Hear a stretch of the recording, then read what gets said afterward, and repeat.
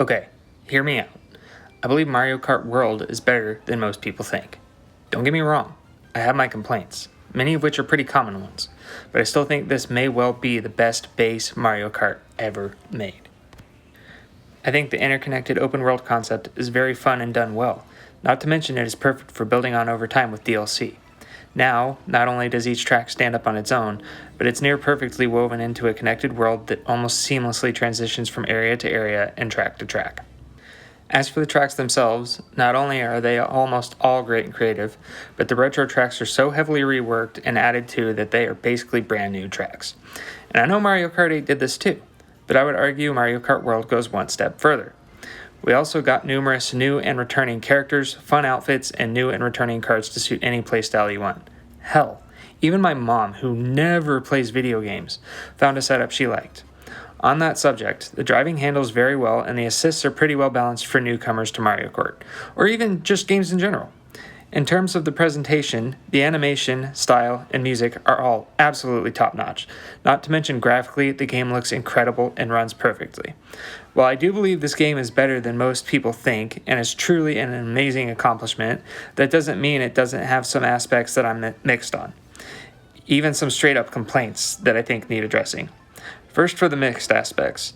While the upgrade to 24 racers is a good change and can be hectic fun that keeps things interesting, sometimes there are just too many damn items. And I don't mean in the Mario Kart Wii, some items appear way too often way. I mean in the there are now up to 48 items, not including triple items, in play at any given time, and it's way too damn much. I think we should have gone back to a standard 1 item per racer with the change to 24 racers. Maybe there could be a different mode with 2 items per racer, but 1 item per racer should be the standard. Additionally, pre-built carts are great for getting straight into the action without people worrying over how optimal the setup they have is. Less choices to make means it's less overwhelming for new players, and is quicker for multiplayer and online races. But I also miss the customization of being able to make a cart perfectly suited for me. I think a good middle ground would be to add a few custom cart slots that you can pre-configure in the main menu and then quickly select from, just like the pre-builds. Finally, let's get to the complaints. The in-between routes from one track to the next, not a terrible idea. It is a good way to integrate the open world concept into the Grand Prix mode, but it was implemented poorly. Each track should have 3 laps and then a route to the next track, as opposed to how it currently is, where only the first track gets 3 laps and then a route. After that, each following track only gets 1 lap for the rest of the cup. Unlocking characters, outfits, and carts should have been done with way more purpose. As it stands, you get characters from the Kamek item, outfits from the dash foods, and carts from collecting a certain amount of coins.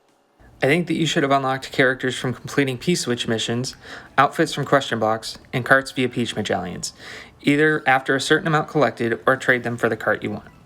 At least then the free roam would have some purpose.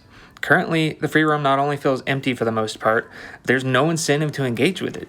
Stickers you barely see do not count. And on top of that, the P-Switch missions have a tendency to repeat a large amount. Collect all the blue coins, anyone? Ultimately, while I do have some problems with the game, none of them are fundamental to the core of the game. They could all be patched and fixed or added in with DLC updates. And I strongly believe that the good far outweighs the bad here. No game is perfect, but I think this is the closest a base Mario Kart game has gotten thus far.